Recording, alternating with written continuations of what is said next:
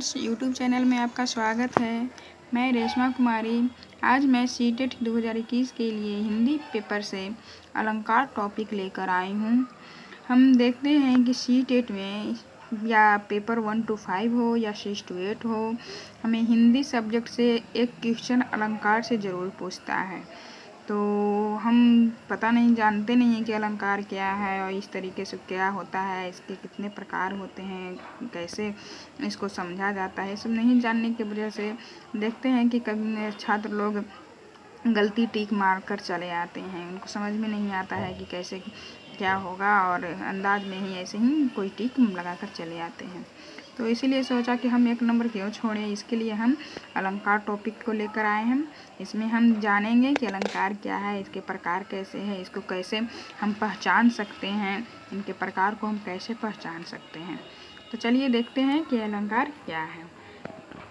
यहाँ अलंकार शब्द अलम एवं कार के योग से बना है, जिसका अर्थ है आभूषण या विभूषित करने वाला। जिन उपकरणों या शैलियों से कार्यों की सुंदरता बढ़ाई जाती है, उन्हें ही हम अलंकार कहते हैं। यानी कि जो भी दोहा वगैरह दिया जाता है और जो शब्दों को बताया जाता है, तो कहानी के माध्यम से बताया जाता है तो उसको हम समझ जाते हैं, कहानी जैसे पढ़ते हैं। मगर यहाँ पर दोहे में इस तरह से बताया है जिसको पढ़ने के आधार पर बहुत सुंदर भी लगता है, सजीला लगता है, और उसी में जो भी अलंकार छुपा हुआ होता है उसी को हम अलंकार कहते हैं। अलंकार के भेद। अलंकार मुख्य रूप से दो प्रकार के होते हैं। पहला है शब्दालंकार, दूसरा अर्थालंकार।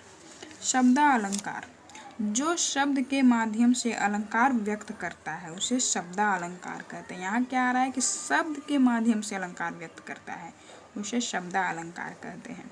शब्दालंकार के भी अनेक प्रकार हैं, जो निम्न प्रकार हैं।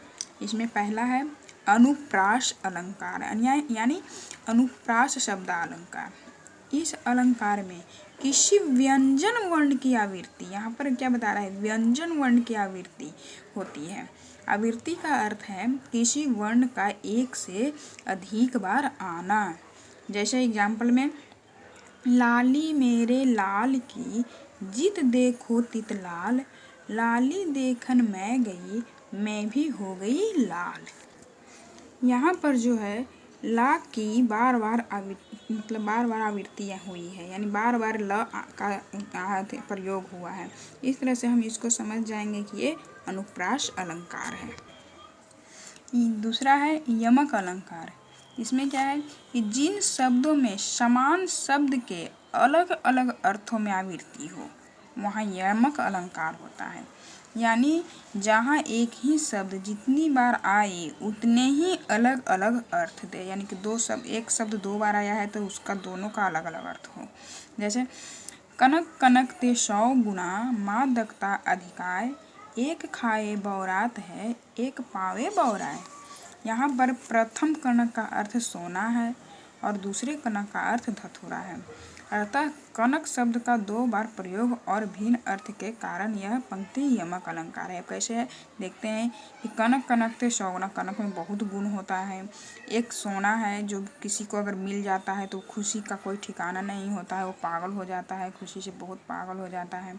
एक है धतूरा, अगर कोई व्यक्ति धतूरा खा लेता है तो वो भी पागल हो जाता है, मतलब बौड़ा जाता है, उसको कुछ समझ में नहीं आता है कि क्या करना चाहिए। तो यहाँ पर कनक कनक 2 बार उच्चारण हुआ है यहाँ पे, मगर इसका अर्थ क्या है, अलग अलग है, दोनों का अर्थ अलग अलग है। तो इस तरह ये जो है यमक अलंकार है। नेक्स्ट देखते हैं श्लेष अलंकार। इस अलंकार में एक ही शब्द के अधिक अर्थ होता है। अब देखिए यहाँ तो एक शब्द 2 बार आया और इसका अलग अलग अर्थ हुआ, मगर यहाँ पर एक शब्द एक ही बार आएगा मगर इसका अधिक अर्थ होगा।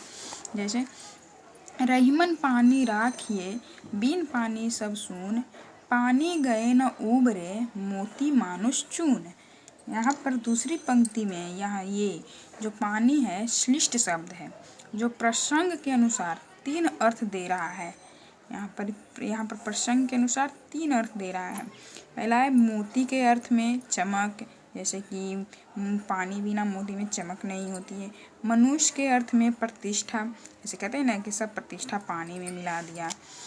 चूने के अर्थ में जल, तो यहाँ पर जो है इस एक शब्द के द्वारा अनेक अर्थों का बोध कराए जाने के कारण यह जो है सो श्लेष अलंकार है। नेक्स्ट है विवक्षा अलंकार। इस अलंकार में आदर, घबराहट, घृणा, आश्चर्य, रोचकता आदि प्रदर्शित करने के लिए किसी शब्द को दोहराया जाता है जिसे विवक्षा अलंकार कहते हैं। जैसे है मधुर मधुर मेरे दीपक जल, प्रियतम का पथ आलोक वंश। इसमें क्या आ रहा है, प्रेम का आभार प्रकट हो रहा है। इस तरह से इसको विवक्षा अलंकार कहते हैं। नोट कीजिए यहाँ पे, विवक्षा अलंकार को ही पुनरुक्ति प्रकाश अलंकार कहते हैं। पुनरुक्ति प्रकाश अलंकार कह सकते हैं या पुनरुक्ति अलंकार भी कह सकते हैं। यहाँ पर इसको ध्यान में रखना है कि विवक्षा अलंकार या पुनरुक्ति अलंकार या पुनरुक्ति प्रकाश अलंकार तीनों जो है एक ही है। नेक्स्ट है वक्रोक्ति अलंकार। इस अलंकार में वक्र या टेढ़े कथन के माध्यम से लक्ष्यार्थ या अन्यार्थ का बोध कराया गया है। या इस अलंकार में क्या है कि जो वक्र है, टेढ़ा है, उसी के माध्यम से किसी लक्ष्य का अर्थ या अन्य अर्थ का बोध कराया गया है। जैसे मैं सुकुमारी नाथ बन जोगू, तुम ही उचित कह तन मन, तम मोह तन भोगू। तो इस तरह से यहाँ पर देख रहे हैं कि जो शब्द है यहाँ पर वो टेढ़ा मेढ़ा है और इसका अर्थ भी टेढ़ा मेढ़ा निकलता है, इसका लक्ष्य कुछ और निकलता है, अर्थ कुछ और निकलता है। तो इस तरह से इसको वक्रोक्ति अलंकार कहते हैं। तो अब है नेक्स्ट अर्था अलंकार। तो जैसे आप बताएं शब्दा अलंकार, शब्द के माध्यम से इसमें अलंकार व्यक्त किया गया है तो वो तो सरल है, मगर अर्था अलंकार यहाँ पर अर्थ के माध्यम से जो है इसको बताया गया है। तो ये तो बहुत थोड़ा टॉपिक, इसको बड़ा टॉपिक है ये, इसके भी अनेक प्रकार हैं। फिलहाल के लिए इसकी परिभाषा हम बता देते हैं।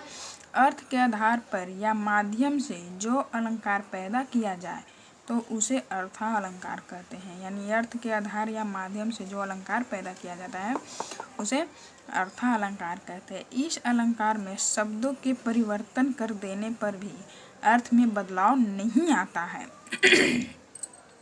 इस अलंकार में किसी शब्द में परिवर्तन भी कर दिया जाता है मगर इसके अर्थ में कोई परिवर्तन नहीं होता है। शब्द में परिवर्तन होता है मगर अर्थ में परिवर्तन नहीं होता है, तो इसी को अर्थालंकार कहते हैं। इसके अनेक प्रकार हैं, तो इसमें बहुत ध्यानपूर्वक पढ़ना है। तो इसके लिए मैं अभी पूरी तरह से टॉपिक नहीं बना पाई हूँ। अगर आपको ये वीडियो अच्छा लगे तो मैं अगले टॉपिक में अर्थालंकार के भेद भी बताऊँगी और उसको समझाऊंगी।